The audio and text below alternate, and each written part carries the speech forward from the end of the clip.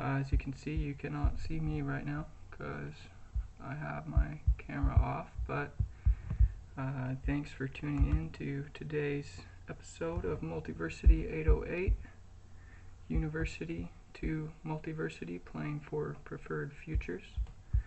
We're going to start off today with an in-class screening of Your Place or Minecraft. This is a documentary film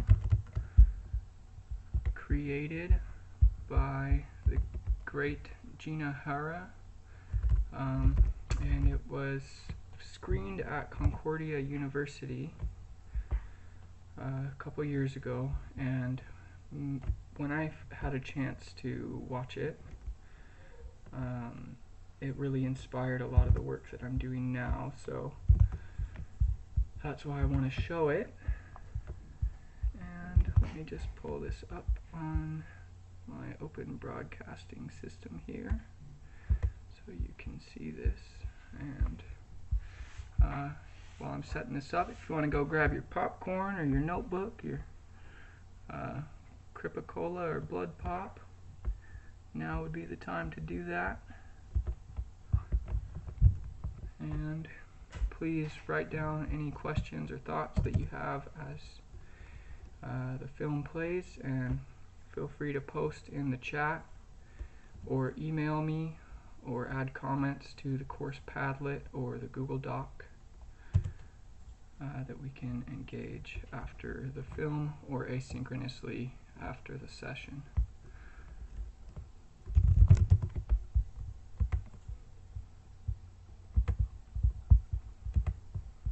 Okay, so here's the film. It's at yourplaceorminecraft.com,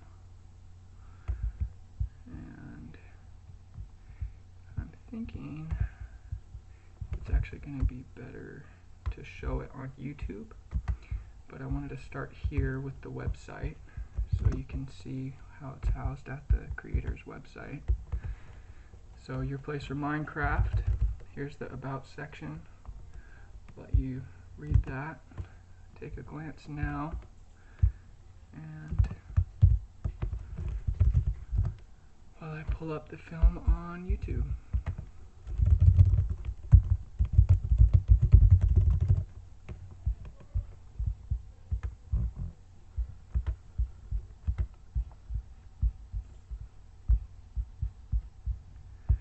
Okay, so the playlist here actually begins with the trailer, so instead of skipping to that and going straight to episode 1, I will let it play the trailer so you can kind of, I guess, consider that like an introduction or a prologue or a foreword in a book. And I'm not sure, I think the subtitles are actually not just auto-generated, but they're good, so I will let the subtitles stay on. Okay, here it goes. Start at the beginning. There's a lot of really interesting stuff that goes on just by virtue of us knowing each other, but even just being game scholars, but I mean, whatever we want to identify as, just people who think about games as they play them. I feel like a lot more sort of reflection goes into what we're building. When I started this server, I was thinking of it only as a way for me and my friends to kind of play together and have fun. But over time, I think professors started seeing it more as a platform to do their research. But there are so many evil things I want to do to people who I feel deserve it that I haven't yet. But I think over the next coming weeks, I might. So I found this spawner and I built this machine around it, and it works basically the same as any other kind of mob grinder. What it does is it effectively processes skeletons, so keep an eye on those guys. I'm just going to flick this switch. So the primary reason for doing this wasn't so much about gathering resources, but as to sort of make a point about the way that sentimentality in the game works, because nobody batted an eye about crushing skeletons, but people got all upset about cooking chickens. I think sometimes, because this isn't my server and it's a server run out of a university, I definitely, it doesn't feel like play when I'm on this. It can feel like play, but most of the time I definitely feel like I'm what I do will speak further.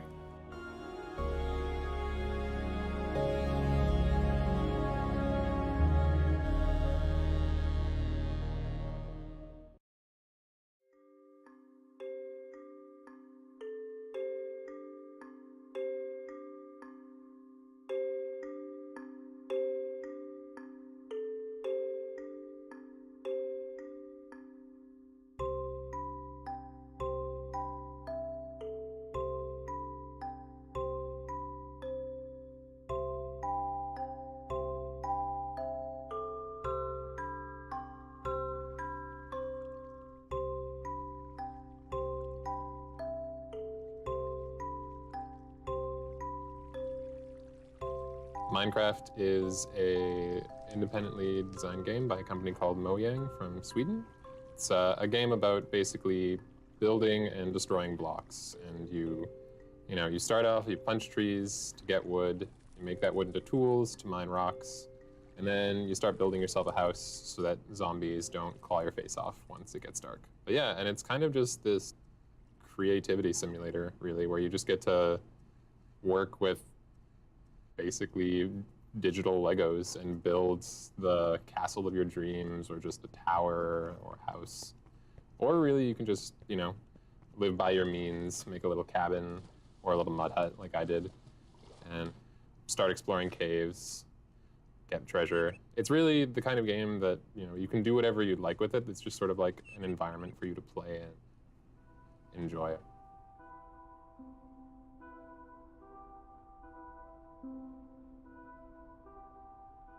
As for the server itself, I guess my understanding of it is sort of a few people started coming together around Minecraft as being like a fun game to play at Tag, and so Joachim and a few others put together a server. Not only do we all sort of know each other in real life, which is a nice added element to coming onto the server. It's sort of, you see each other at school, and then you come home and see each other in this world as well.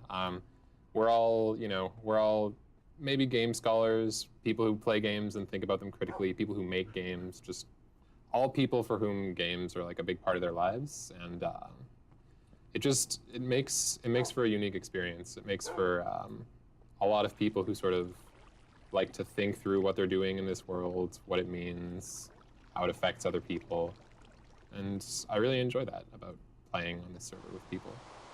Why did I do research on Minecraft? Well, for the particular, I guess, like method that I wanted to use, I wanted to be able to simulate the ability to follow someone around on their chores as much as possible. And this is a great game for that, where, in fact, sort of one of my first welcoming experiences to the server, which was actually a few weeks in, because like I said, I sort of lived in a mud hut and didn't talk to anyone for a little while, was I got put on a sort of guided tour of the server and was shown all the starting areas with all the shared resources that would have been great to have a long time ago instead of trying to build things the old-fashioned way.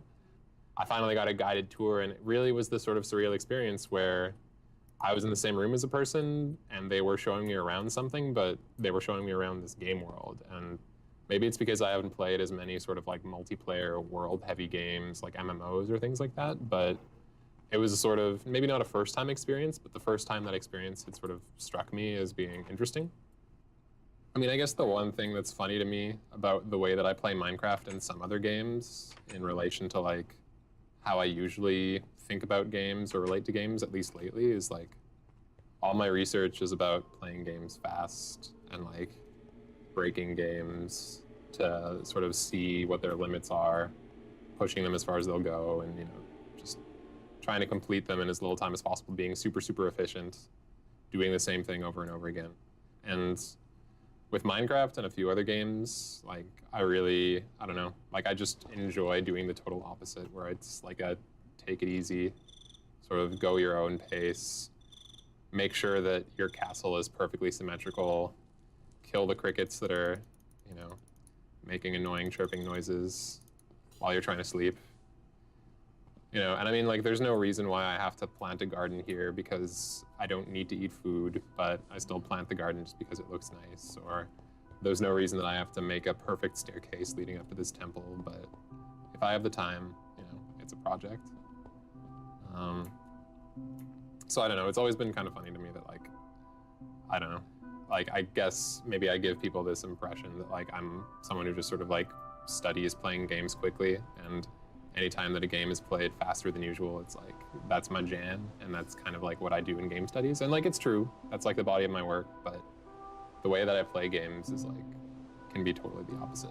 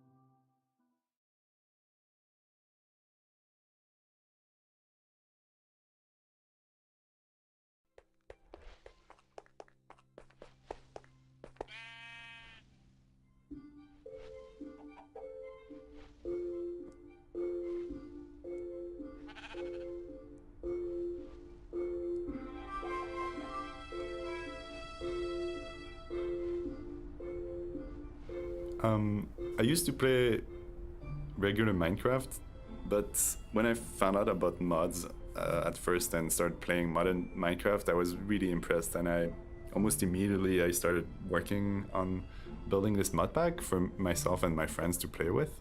So mods, by the way, they stand for like modification, and they're kind of a way of changing a game, but Minecraft doesn't show its source code and doesn't have any modding support. There's no tools or anything. So the kind of amazing Minecraft community managed to actually reverse engineer the game and figuring out how to build their own tools and their own ways of changing the game and modifying the game. I think a lot more work overall went into like the community making all those mods than actually went into the creation of the original game. So I set up the server machine myself, and I curated the mod pack, meaning that I picked and chose a whole bunch of mods by other people that I wanted to try out or thought were interesting, and I got them to work together with each other on the same game. I also tweaked a few things myself on top of that to create the experience that is this server. There's a certain design aesthetic that I was aiming for with the mod pack, and a lot of my time was also spent trying to produce that.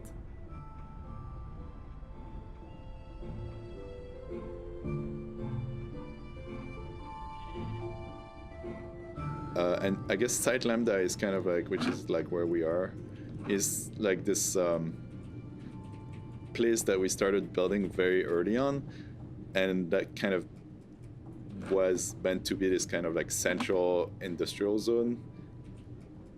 So I guess at the start, like Site Lambda was kind of my base, but that's the thing, is it became so useful because of all the infrastructure that I had built here that it kind of became this public thing because everyone came here to use the machines.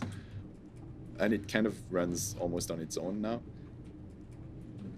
Out of everything that we're seeing, what is like original Minecraft is actually a tiny fraction. This is concrete, which is not from Minecraft. These are like tanks. There's like these metal blocks. There's like all these machines and these wires and these pipes. You know, these furnaces are from vanilla Minecraft, but these ones are different kinds of furnaces.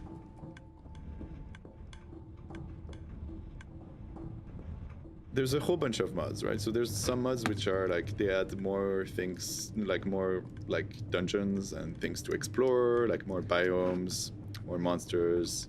There's mods that add more abilities for your player or stuff like that. And you kind of build these complex, large systems with pipes and trains and electricity to kind of like power various processes to allow you to do more things more efficiently,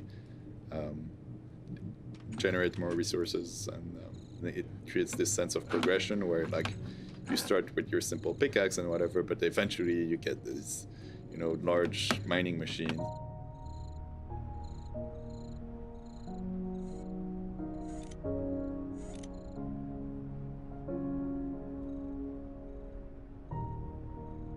So although I did set up the server at a research center at a university, when I started it, I was really thinking of it only as a way for me and my friends and me and my colleagues to have fun and to play together.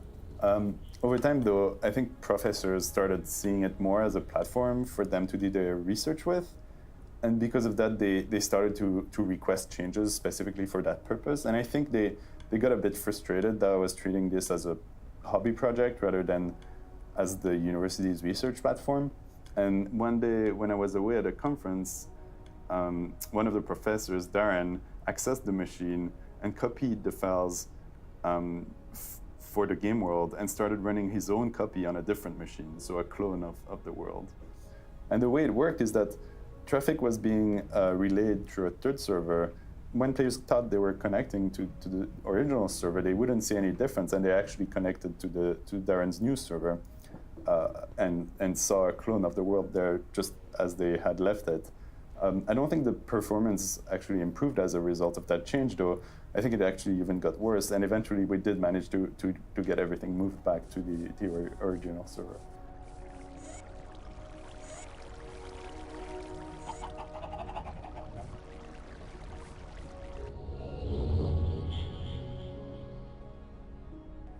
What I enjoyed the most about the game is like we have this shared world where as a single player we have like a way of interacting with the world and changing the world and everything, but whenever we come back to the server, there's all this other stuff that's been happening with the other players, so you see all this stuff that other players have built, and it's just really fun to me to just be a tourist and kind of walk around and explore the things that people have built and learn about all the stories of what happened. And yeah, there's all these cool places that people have built that I really like. So the Twilight Forest is like, it's a really cool mod that like it adds this totally parallel dimension with like lots of dungeons and adventures and treasures.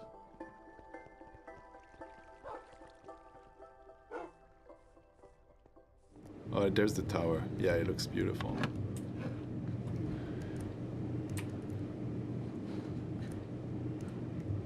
Yeah, there you go. There's like beautiful. I just love to like, yeah, like I didn't know this place existed, and one day I go in Cave Age and I see this new book and I'm like, oh, I'm gonna go there, and then I find this amazing cool little space that someone built, and it's really fun to just know that the server is like evolving like this, and that new things are being built. And sometimes new people come onto the server and discover things that have been built by people who are no longer playing on the server, so it's almost like this, extinct civilization.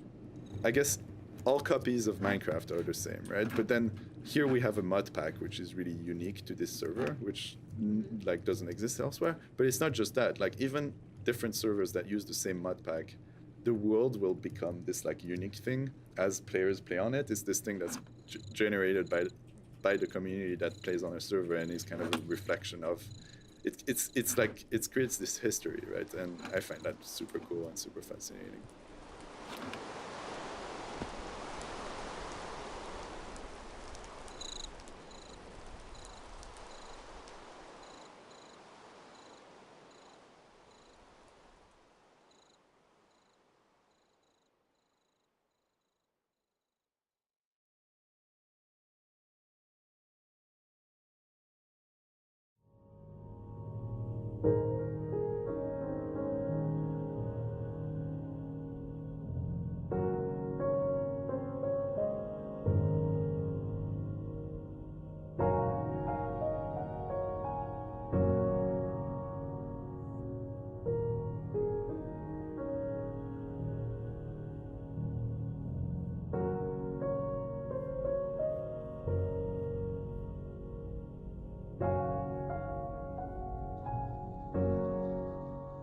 this mountain was actually fairly devoid of life, and I planted a variety of stuff all over the place. So most of these trees are from the Witchery and Thaumcraft mods. I also, I like to collect flowers, so I keep all the flowers that I find and I bring them back here.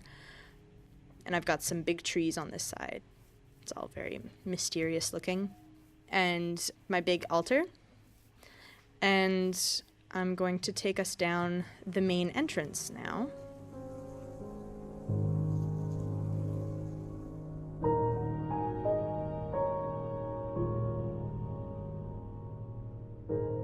This is inside Witch Mountain. It took me almost 2 months to excavate everything. I have some trees growing indoors because I'm really into trees. I've got lots of construction materials still lying around. I haven't really cleaned this place up. My bed is actually like just over there. So I haven't really turned this into a home yet. It's still kind of wild.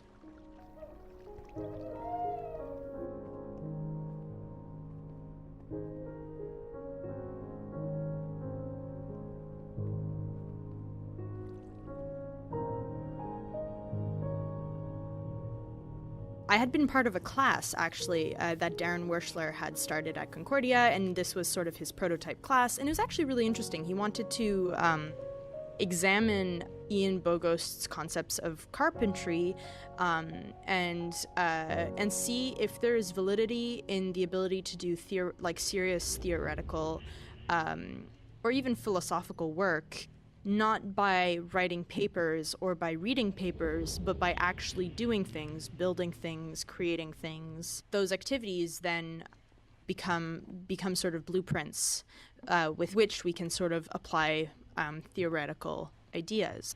I got a formal invitation to help Darren work on Big Fried Chicken Company, which was sort of an offshoot of one of the projects that had happened on the vanilla server, and he wanted to bring it to the MLab server. BFC stands for Big Fried Chicken. BFC. That big sign, I made that. I made that when we first started. That was my work. And there was a lot of arguing. I think everybody was sort of like, no, the font doesn't look good, you have to put the blocks like that, or you're changing the... Anyways, so everybody had their own opinion on how far apart the blocks had to be and how far apart the letters had to be. It's very funny. Everyone's an art critic. It's quite kind of great, actually. So here is Big Fried Chicken in the flesh, I guess. It reminds me of a hellscape a little bit. The first fast food franchise on the MLab server, and I was part of the lovely team that built it and placed it here, and really looks quite ominous.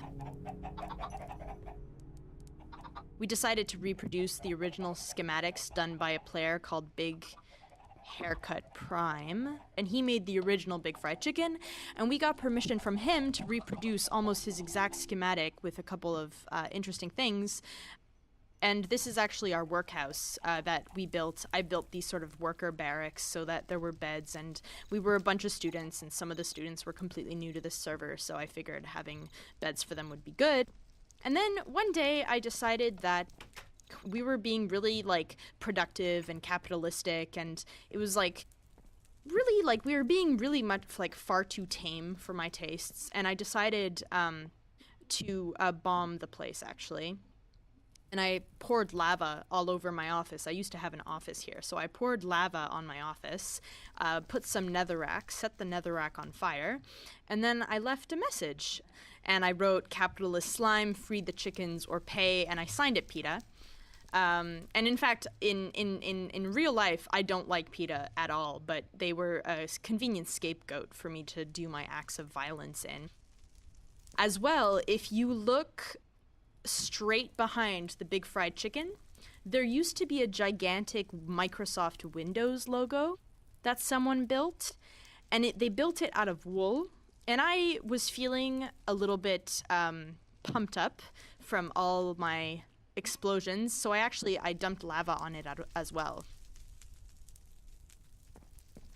And then I also did some other mean things. I freed all the chicken. There was a chicken pen over here, and I freed them.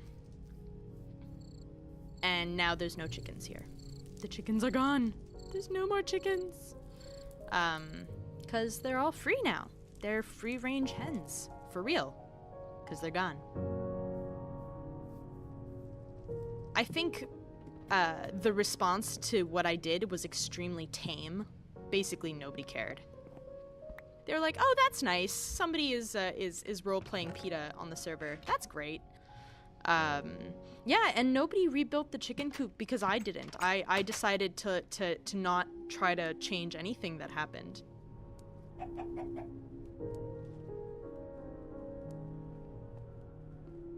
There's like chickens like bathing happily in this little pool. That actually makes me extremely happy that the chickens that I freed are like having a bath in the pool and enjoying themselves. That's kind of cool, actually. I'm very happy about that. Sometimes poetry happens.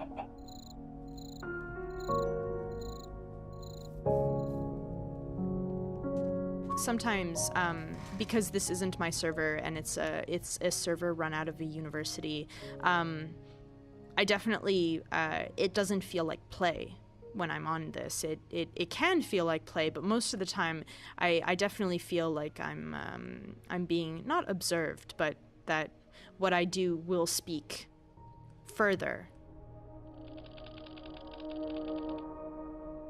I've been thinking about this a lot, actually, like the manner in which people interact, especially when the spaces are not only online, but they're also offline. So all of these people that I meet on this Minecraft server, most of them I actually interact with, not on a daily basis, but at least a weekly basis.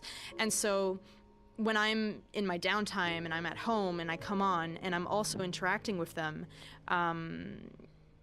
it creates a very interesting environment. It blurs the lines between the professional or the academic and the personal, and that has all sorts of like repercussions and consequences. But sometimes there's too much closeness, and sometimes I think it's good to get a break.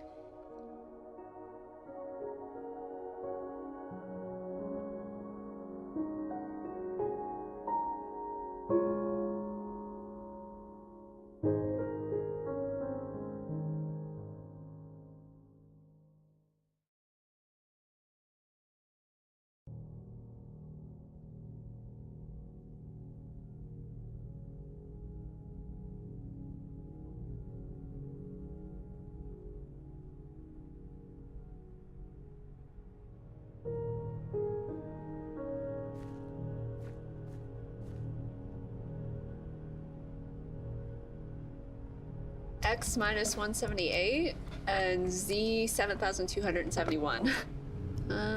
Where am I? I have no idea. I also like exploring, I guess.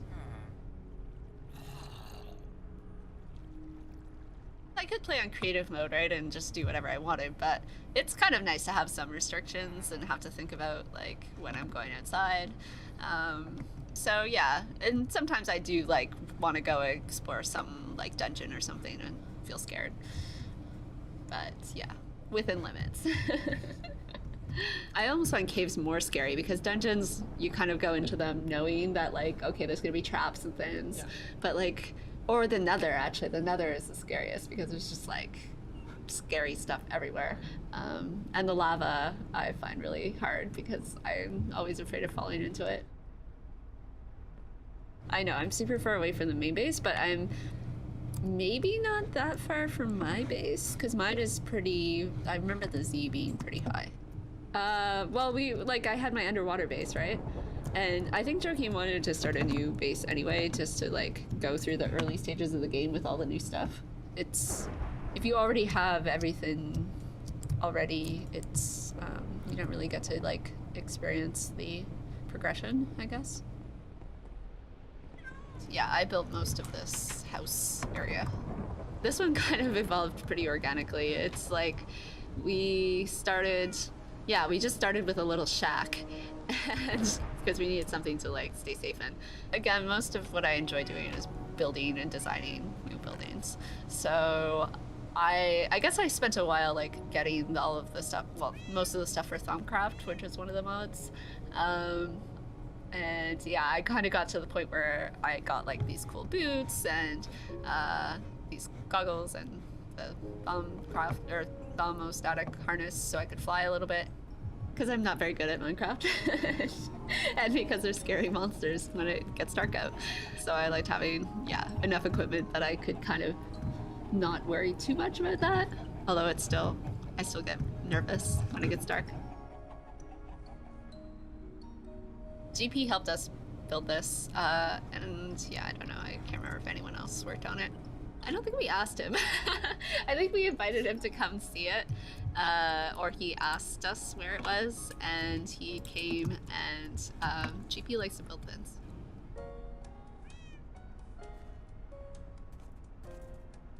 Usually it seems like people feel like they have there's sort of an etiquette of not getting in the way of somebody who has already started building something. So like, don't destroy basically what other people have built. And if you're building really close to each other, it's always a danger that you're like gonna intrude on the other person's space, or that they had plans to expand and that they can't because there's no room.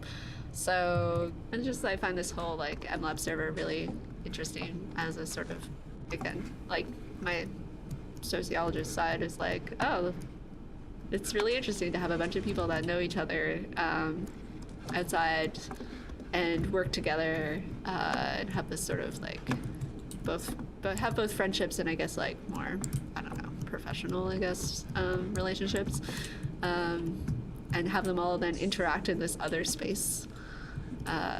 Yeah, just to see how that develops is interesting. And then of course the power dynamics between like students and professors as well.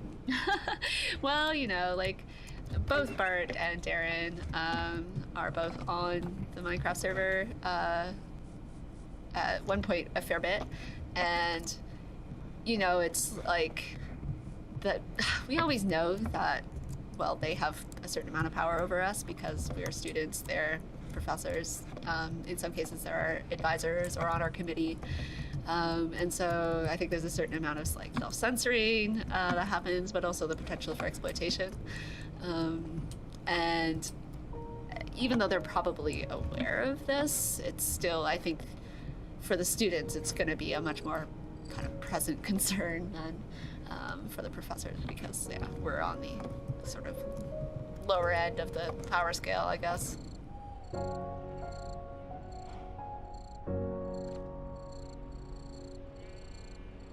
In terms of people moving away, sometimes, yeah, it's because people are getting along, or people are made uncomfortable by some of the other players on the server, and I think just kind of want to have their own space, maybe. That wasn't why I moved away personally, but that may have contributed, although I'm not sure. The inside of the HQ has changed so much that I don't remember how to get around here.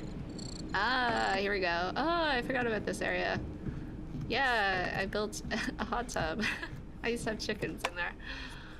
And then I built this really long tunnel that I never use anymore because there's the Linky book. But yeah, it's the first time I think I've walked through this tunnel in like months.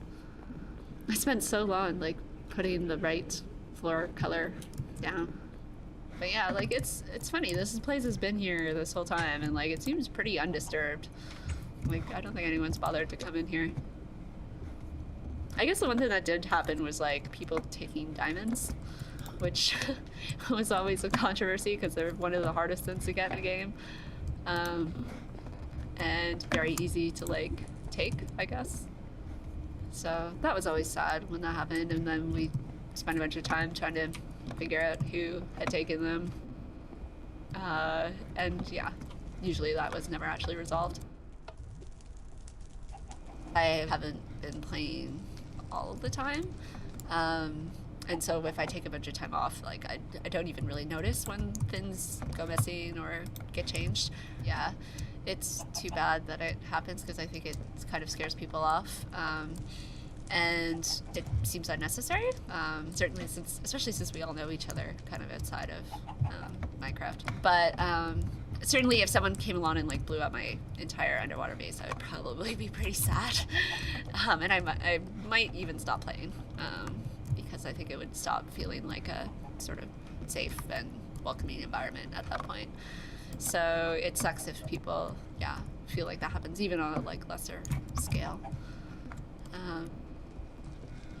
Although, part of me still plays the sociologist and is like, oh, this is interesting. Sort of interpersonal dynamics. But, I'm more... I wouldn't, encourage it to happen just for the sake of the experiment. Oh.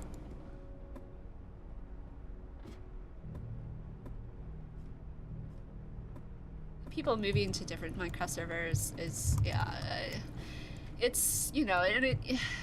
Even beyond individual behavior issues, I think just being in a situation where the stuff that you're doing for fun is still kind of like determined to some extent by these kind of external power relations, that can kind of suck the fun out of an activity because you're watching what you do, what you say, and it changes things.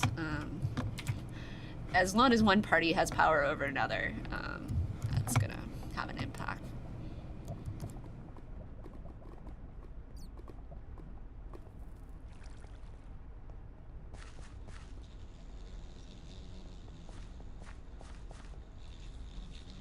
For the most part, certainly when we first started, like people were really respectful of each other's, desire to play according to their own styles. So like having a main HQ that kind of felt more like public space that we kind of all contributed towards building and where all of the resources in it were shared was kind of nice because like we could go off and do our own thing, but we always had this sort of like meeting place where everything was kind of centered around the HQ, and so we could go there to meet up or kind of pool resources. And then Cave Age kind of came to serve a similar role where it was the hub that connected all of us. And I think the fact that like we are all connected through Cave Age still, even after making so many different worlds and so many different areas, is kind of, I don't know, I think that means something. It's like, oh, well, even though we've gone off to do our own things, we still want to have a way of seeing each other.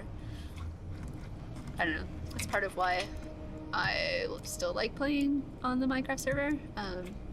It's because it feels like a way of socializing with people at TAG or outside of it in some cases.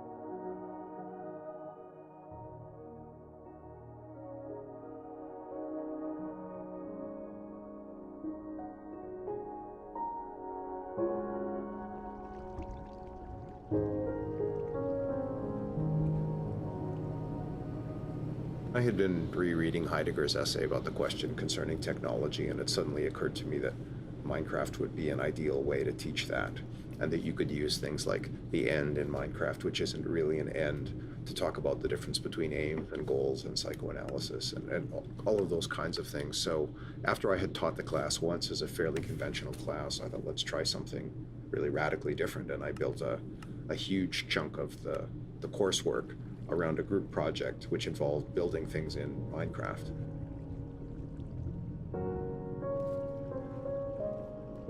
So I set all of that up on the TAG vanilla server, and I played intensively on the vanilla server for about 4 months. And that was about the same period as this server went live. So I missed the whole first wave of activity and colonization. So when I finally logged on, after spending 4 months playing vanilla Minecraft, it was kind of the shock of my life that I had to relearn everything over again. And mostly what I did was I cowered in my bedroom at Flower Hill and mined until I figured out how to play the game.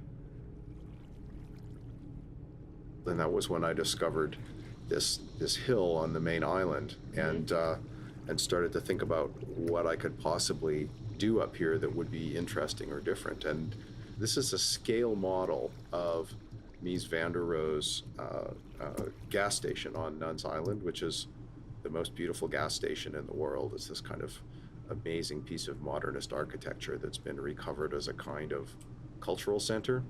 So the blueprints are fairly easy to find online. So I looked at a couple of versions of the schematics and downloaded them so I could start building them, and started to think about what it would mean to try to do this in Minecraft. I spent many evenings killing the spirits of undead pagan kings again to collect glowstone to make neon lights for my modernist gas station. And it was at that point that it occurred to me really how strange this game is, and the ways in which all of the layers of metaphors are sort of competing with each other, and we just kind of take that in stride as we go about our business.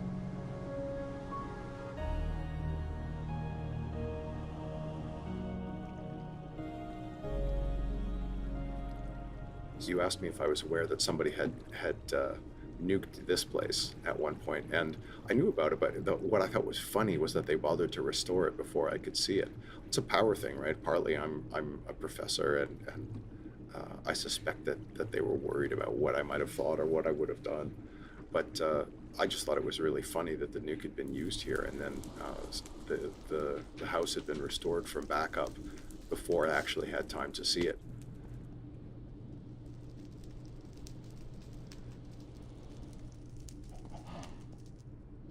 I got interested in the ways in which the game restricts certain kinds of activities in order to encourage you to do particular things when you start playing. So I started looking at all of the kinds of machines that people had built that aren't really described in the game anywhere, but are implicit in how the thing works. This thing is the infamous chicken cube, which, because chickens are really the only species in the game whose breeding can be fully automated, it produces cooked chicken. And this thing is really sort of at the heart of the first set of experiments that I was doing with my undergrads in terms of research, but also as a sort of provocation. Like, this is a really sterile and horrible looking machine. It's clinical and cold, and it processes chickens like an asset. There's no sentimental quality about it.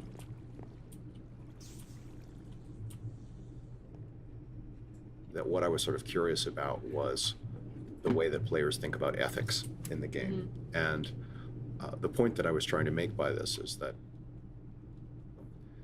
sentimentally, we think very differently about, say, the cute chicken and or ducks in Minecraft than we do about skeletons or other kinds of monsters, which we will happily slaughter.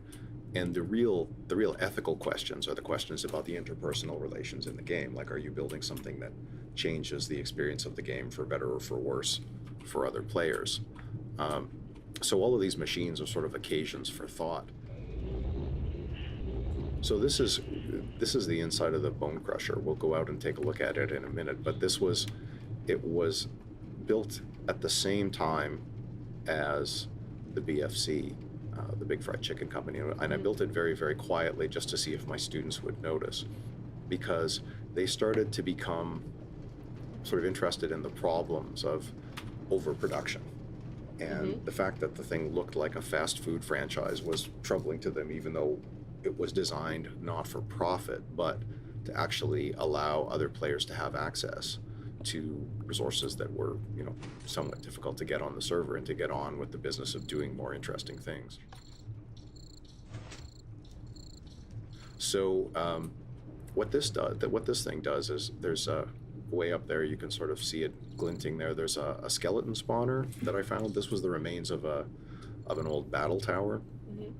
So I found this spawner and I built this machine around it, and it works basically the same as any other kind of mob grinder. What it does is it effectively processes skeletons. So keep an eye on those guys. I'm just going to flick this switch.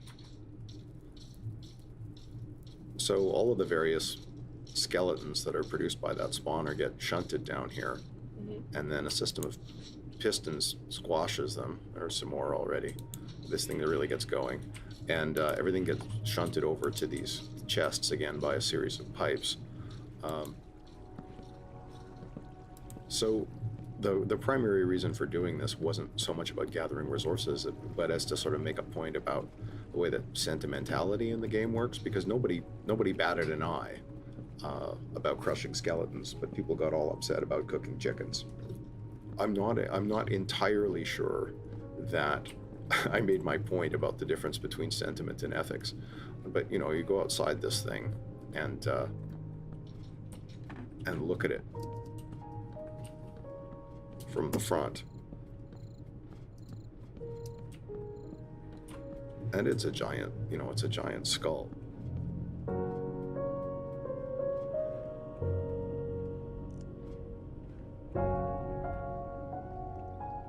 This was the design of a student in my undergraduate class, and he basically put it up overnight beside my house as a kind of joke. But I thought the impulse behind it was interesting, because while it looks like a kind of corporate for-profit chicken franchise, the intent is actually to supply players with resources for free that will allow them to get on with the more interesting aspects of playing the game. What I was inviting them to do was to sort of think about group production, because they kept playing like individuals. One of them would build the system a certain way, and then another one would change it, and then they would get into these conflicts over what it was they were doing. So partly it was supposed to be about project management as much as anything else, and how to work with other people. I see, again, all of this has happened without my intervention. The chicken rebellion that was staged out here in the lobby, there was a dispenser was left here with eggs in it, so chickens would breed in here, and there were equal rights for animals signs all over. And it was funny, but I thought what was more interesting was this structure over here, which Gersand, one of the students on the team, built. This was her ethical chicken house, and it's currently empty because, again, for reasons that are kind of unclear to me, she killed off all of her chickens at some point. But this was full of happy free-range chickens, and again, I was delighted when this appeared, because what actually happened was a form of argument by construction. She built an alternative to the BFC beside the thing itself as a way of making a kind of point, which I thought was a really interesting moment. But and as a result, she's gone off to read things that I've sent her to look at, like Donna Haraway's work about talking to non-humans, and thinking about all of the questions that technology raises about ethics and relationships. It struck me that what was happening was like a kind of process of critique was playing itself out, but we don't really have a good critical language for talking about why this sort of thing happens or how it happens. So that's part of what's interesting to me about how these games work as well. But what this is really is it's an occasion for thinking about the dynamics of gameplay and the way that people think about property and about how you're supposed to play and so on and so forth, rather than anything to get indignant about. On the one hand, the kind of stupid pleasure of playing a video game is not something that I want to lose, but I also don't want to be in a position where I'm turning off my ability to think about what it is that I'm doing, or what play might actually mean. So it's about trying to hold those two things in tension with each other, you know, because really the whole purpose of game studies for me is to think about how, you know, here are these incredibly complex cultural objects, you know, video games that now make more money as an industry than film, and we don't really have a kind of adequate language for describing them yet. So how do we do that, right? How do we think about what we're doing in a critical way?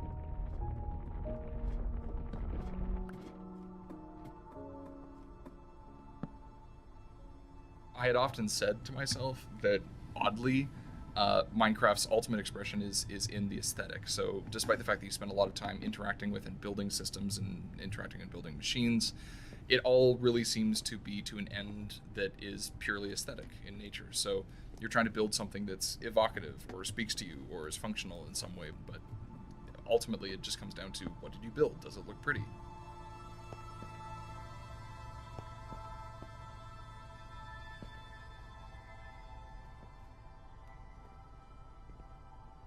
There's a very popular set of games, collectively known as kind of the Myst series, that all of which involve or revolve around the use of these books, these linking books, that allow people to both craft worlds, so quite literally author them in some kind of language, and then also travel between them through the use of these books, and it becomes a very central mechanic in the Myst series. The Mystcraft mod, as the name might imply, adds many of the mechanics from the Myst series into Minecraft. Now, of course, the Myst games were all puzzle story games, so you couldn't really affect the world all that much. But in Minecraft, where the stated purpose of doing anything is to experiment and play with things procedurally, you can begin to make these books, these linking books, that are useful for a variety of reasons. And this was what got me into the server in the first place. So I've just taken one of them to this central hub that actually just started off as a tiny little stone shack in an alternate dimension that contained a few books leading to some of the various important places that we had around, and has since grown into the unbridled single most important point, I'd say, in the entire server, because it contains about 3 full floors of books, nothing but books leading to and from this place. People began to explore my linking world and go through my linking books to the places that I had made, which led people to one of my more famous creations that was designed to give us infinite iron. It's been since dubbed the Village of the Damned, and I had no idea how ethically dubious it was going to be when I first made it.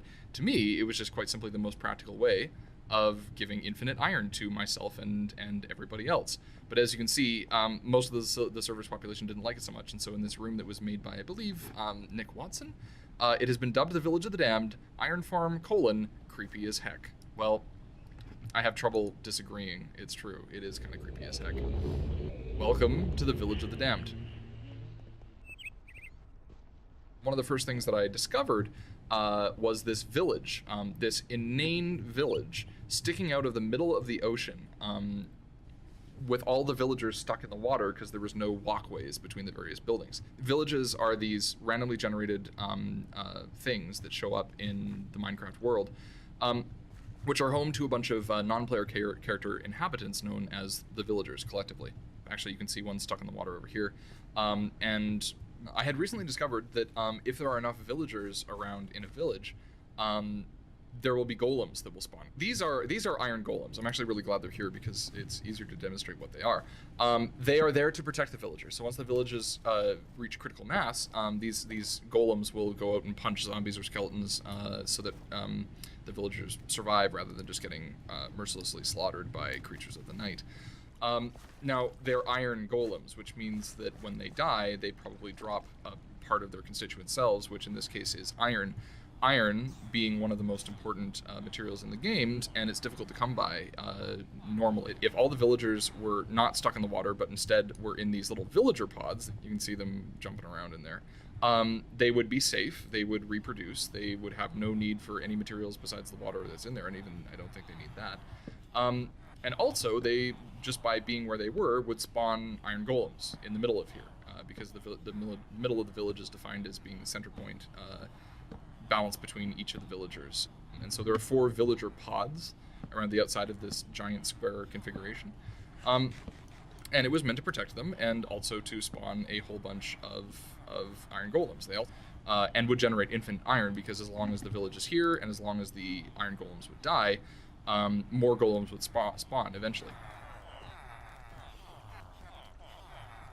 Oh my god. I think what we might be seeing here, dear viewers, is the beginnings of a villager singularity. So many villagers stuck together in one point that they've reached critical mass and can no longer escape. So I really want to break the block underneath them and see what happens when they just all explode.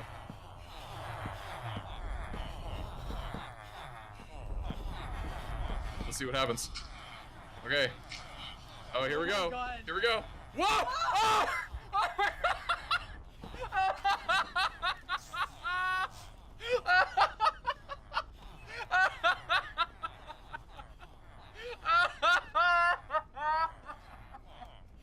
Oh no! What's drowning? And they're having sex. Well, you know, don't mind. I'm gonna find out what his name is. Hold on. What's this guy's name? This is Earl. This bright spark over here just can't swim a little ways over. Is instead dying in a smaller water fountain, and everyone's like, "Well, we're stuck in the water with no way out. What do we do now? Let's fuck."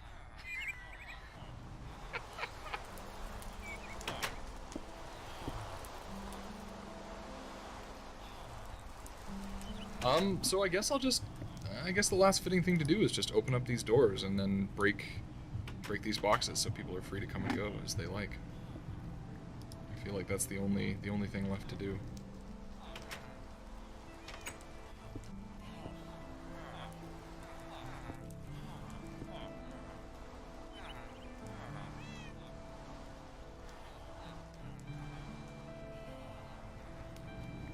There we go. A touching, moving tribute to these brave, poor, oppressed souls.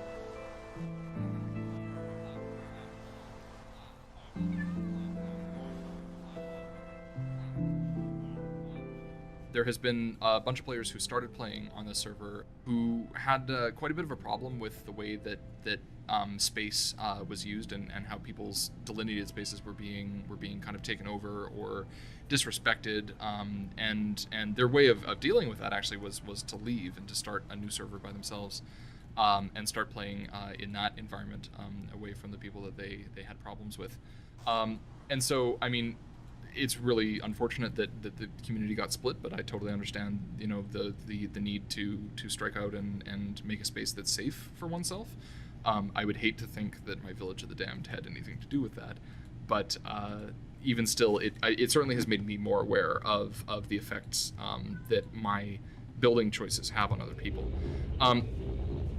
Interestingly enough, we haven't had a problem with open conflict in this server yet, and I haven't really played on too many other Minecraft server communities, so I'm not sure how common it is, but we've never had fights between players on this. There's never been that much in the way of problems with resources. It's been mainly, I'd say, disagreements over what is this aesthetically pleasing, what the proper use for a space is, and I think that's the conception that's shifted most in the time that I've seen it, or the time that I've been on this server.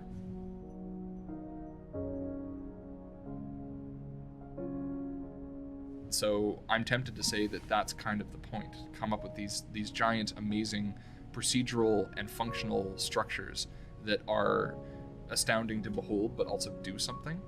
And it's really in teasing out and exploring the nuances and the idiosyncrasies of these processes, these various blocks that react to one another in interesting and emergent ways. That's at the crux. It forms the crux of what Minecraft is about and why we play it.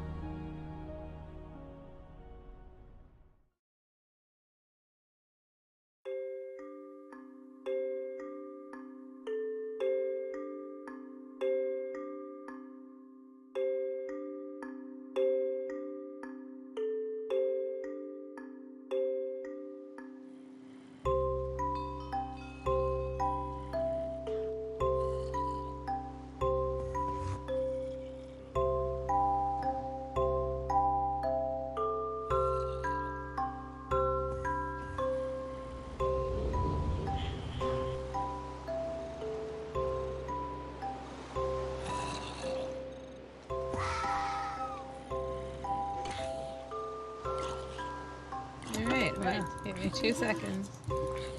I am now in the middle. Do you want to meet in the cave age? Because I'm currently somewhere that it might be hard for you to find your way to. Okay.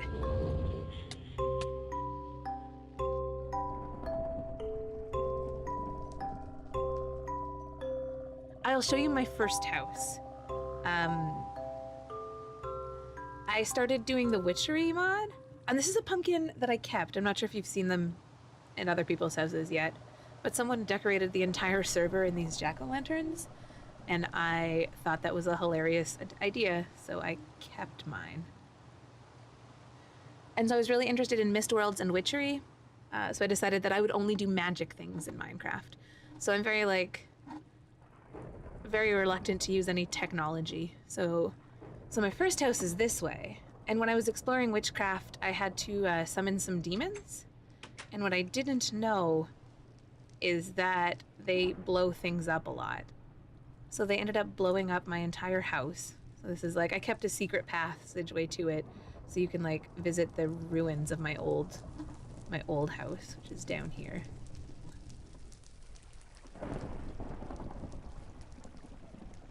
And in memory of it, I also turned the top of this house into an evil summoning circle. So I have to summon demons by sacrificing villagers.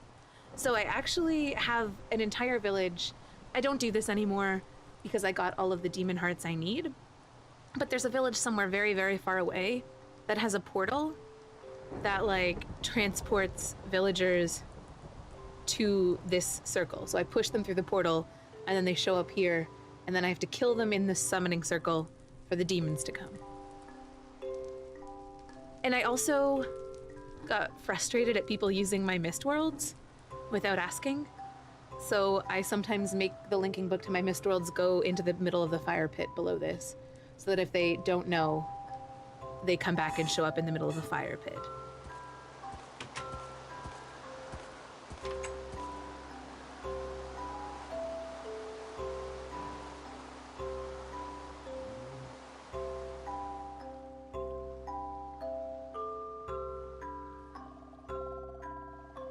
The ground level is storing things, and then up here is where my mist worlds are.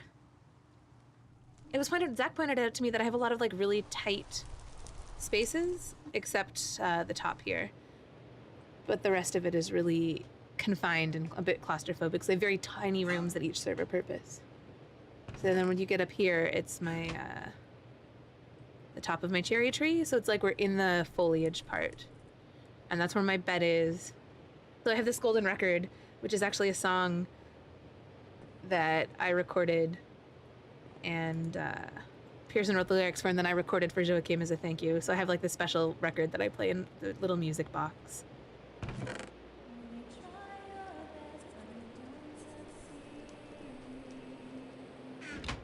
So I would debate the fact that Minecraft is genderless. I think that Minecraft,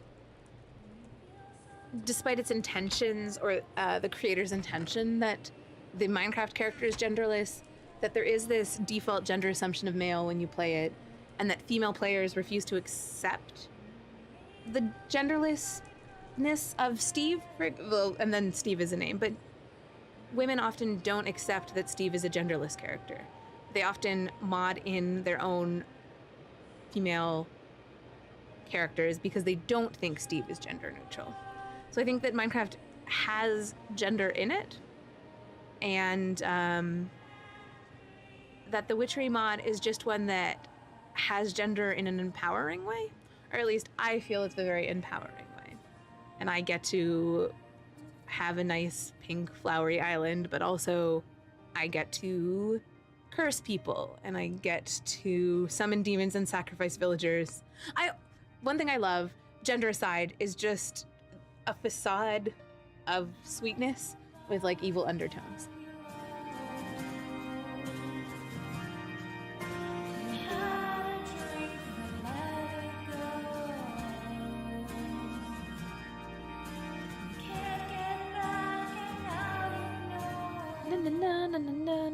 All right, so the witch world is this way. And so I built this world, I built them kind of like the way I think a witch would behave. So my base here and my house is all built around nature because that's the way I think a witch would behave. And then if you go through this door, we're in a witch house. So this is all witchery stuff. And these are linking books to all the other witches in game. These lovely flowers. And then if you want to come and see the evil things, it's this way. Dun, dun, dun, dun. And then through here. And so this is the deep, dark, secret voodoo dungeon, poppet dungeon I have. So if you can see in here, I've collected blood or hair samples from a bunch of different characters. You included. And you can see some poppets there that are unbound. And on that weird table in the corner, you can see a spinning poppet. So that's a bound poppet, which means I've already cast a spell on it. It is on Pearson. It's a vampire poppet, which means that the poppet can either... It works in two ways. Either I can bind it to Pearson and something else, and then when Pearson gets hurt, that other thing takes damage for him. Or I can bind it so that when that other thing takes damage, Pearson takes damage instead. So I could bind it to a horse and then beat that horse and have Pearson take the damage. Or the other way around.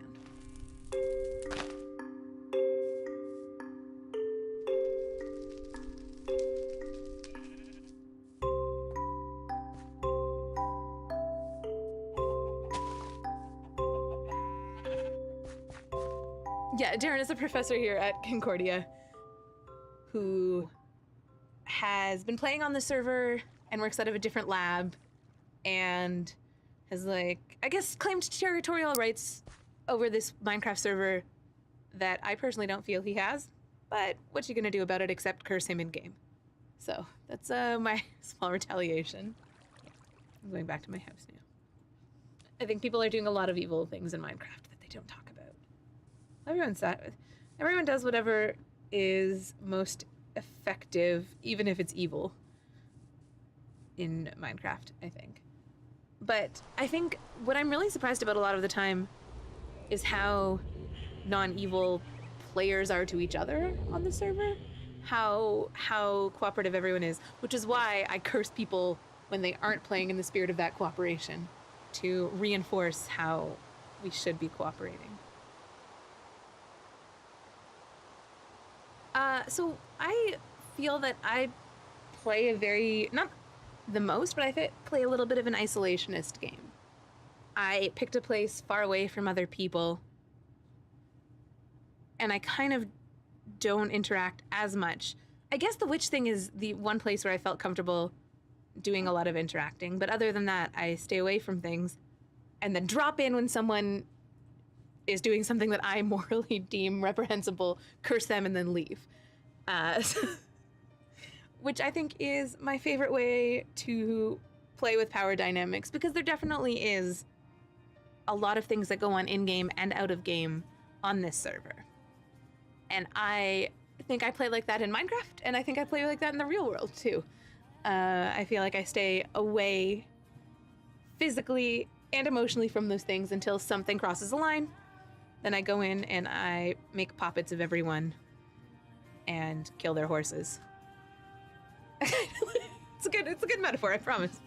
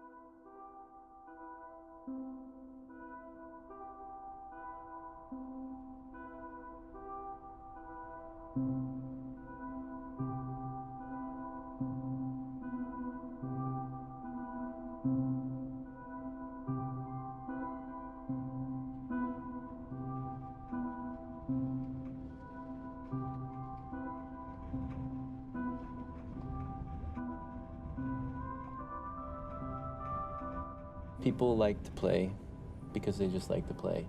And I haven't never run into a situation on these servers where people just kind of stopped and just started opining about, oh, let's think about Minecraft. Like, not during the play exactly, not usually. Yeah. There's a lot of like, hey, look at the cool stuff I just built, you know? And so I think that's a very like people reaction. And that's cool. So I don't think it's that different.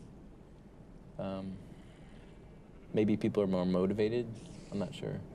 I've never played on any other server with with not game scholars. Although some of the servers, people do invite like their friends, and I mean, so there's always somebody that's not a scholar. And that's fine with me. I don't think there's anything special about scholars playing necessarily.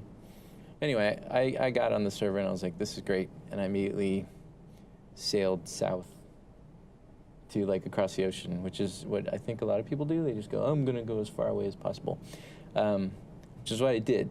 And then I passed some other things and then set up a base that was kind of like far away from everyone. Partially that's like a land management issue. I just wanted to, it wasn't really the privacy per se, it was just more like, okay, blank canvas, you get like as much room as you can have. And then later, it's always the case neighbors move in, but that's okay. But it was initially just like, all right, let me make sure I'm not screwing around with anybody's stuff. So much later, I sort of built a railroad there, so maybe we should take the railroad.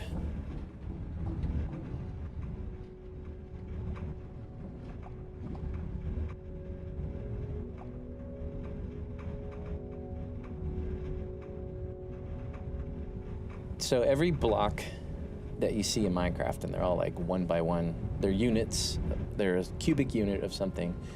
You can assign it like actually a unit of time. So you can say like, hey, every gray block I'm looking at right here is 1 second of time. And working backwards from that, if you sort of look at how many blocks have been excavated, you can almost calculate how long something would have taken to dig it. So instead of thinking about it in terms of space, you can think about it in terms of time and just be like, geez, that took forever. But of course, it depends on your equipment as well.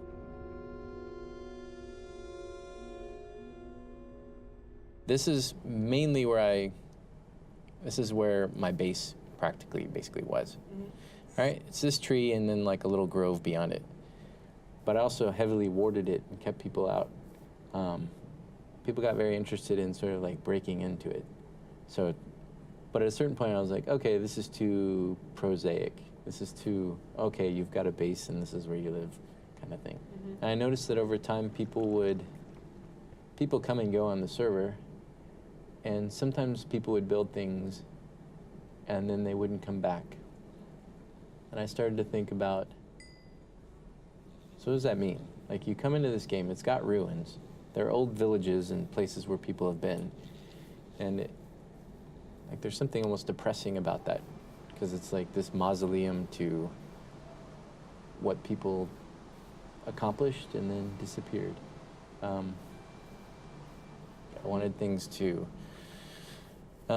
happen in the world effectively. So one of the very first things was I intentionally darkened and started putting vines and spider webs and sort of decaying my own place. So I actually moved. I don't actually live here anymore. Nobody knows where I live right now, and this will be the premiere of it, I guess. As part of doing this, I also built this railroad around it, right? So I guess let's just take a trip on it, because it's kind of interesting in its own right. The Bee and Bard here was one of the first efforts of running into someone's personal land. So I asked and negotiated to make sure that it was okay. When they were building the railroads in like the 1870s, the government could come along and say, hey, you know what? We are going to take up 200 feet of land right through here, and we're going to just take it, right? You know, there's no government in here, and it would be almost, it's wrong to just kind of go through and take the land. So the negotiation of this particular railway station with this inn, which again is like a noob inn. It's like a place that she wanted to have people come and visit and stay and all that. So it was like a mutually beneficial relationship, you know. Have a rail line that goes there, but also don't build a rail line right through the middle of my house, you know. I think the rail is an interesting like midpoint between walking and the instant teleportation of like the books. There's something, maybe this is just me again, but meditative about the rail, because it moves just fast enough that you can sort of like take a tour, and it tries to show off the environment. So again, it's me just being a big softie about like nature and all that. But when I was building this, I thought, well, what are all the various biomes and interesting places that this can go? Because there's so much to see in here that sometimes the journey is the whole point, you know?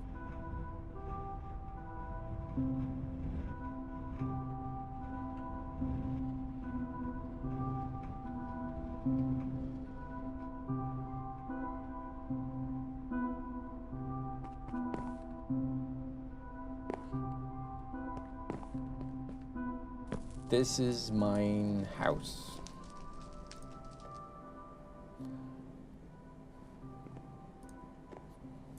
It's segmented into like purposes. So there's a there's a magic-oriented room. On the other side is basically industrial stuff. So there's a boiler and a tank system, and then electricity generation and so forth, all the stuff that you would typically see out in the world. And over here is like the storeroom, which is where I store everything that I come across. So everything's kind of categorized into areas. I know I'm coming off as completely obsessive here. So if we go down, it gets a little more personal down here. And then over here is the like computer room, in which this is computer craft stuff. And this is a holographic representation of all the blocks around us. Here's the workroom, which I was building a giant machine to dig out the world. I think it's got like 64 of those magical bores in it. And it's sort of a work in progress, but it's kind of nifty.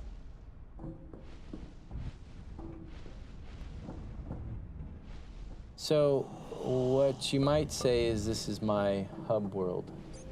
This is on the right side are all the other dimensions, because for a while there I was like, well, not missed dimensions, but what are all the other true mod dimensions that exist? So you've got the Promised Land, you've got the Twilight Forest, you've got the End, you've got the Nether, and then you've got the Moon, and then you've got Mars on the very end. Okay, we're on Mars. Holy shit, I'm on Mars. This is underground. This is, these are airlocks that we're kind of moving through. And then out here, so because there's no air, things get airlocked. There's a way, these plants generate air up here. So there's grass on Mars and all that. But the way to really look at it is out here. Come on. So you need to, yeah, there we go. Now, Mars is a very boring place. Aside from it being Mars, I mean, that's exciting. But, so mainly what's happened out here is just experiments. I just think that Minecraft is just really interesting, not because of the stuff you build necessarily, but because of the way that what you build brings you into contact with other people. Or not, you know? It's always this interesting, you meet people at the borders of what you do. And I think that's the important part.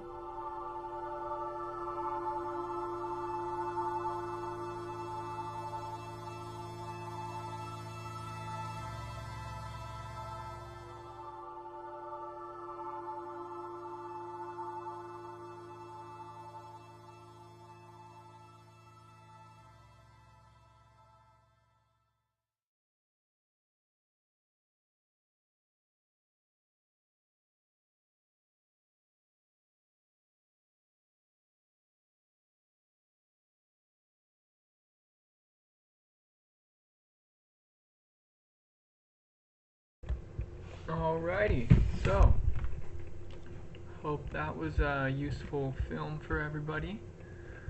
Gonna go ahead and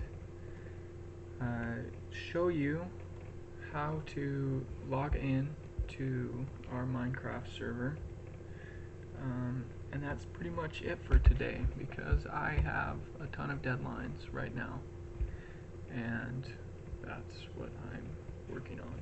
But this is kind of meant to be my pitch to show you the value and possibilities of what we're building in the Minecraft multiversity. So that is a common space that y'all are invited to engage in. xps.com/play. So if you go here, this gives you the instructions for how to join. Now I have a multiversity sign-up sheet here that's a Google form that's meant to help organize us. This is a little bit dated only because I'm not sure if this thing is still happening. It will happen if people actually sign up and are interested in it, but as far as the Dungeons and Dragons crossover stuff goes. But this form is still very useful. If you're gonna start playing on the server, this will help me determine who is interested and what exactly you're interested in doing on our Minecraft Multiversity server. Because there's so much possibilities of what we can be focusing on, as hopefully you gathered from watching the Your Place or Minecraft, which is very aptly titled, because it's a meeting space. So you don't necessarily need to think of it as a game if that is feels like it's not serious and you want to be a serious person, think about it as a virtual environment and a space to meet up and do co-research.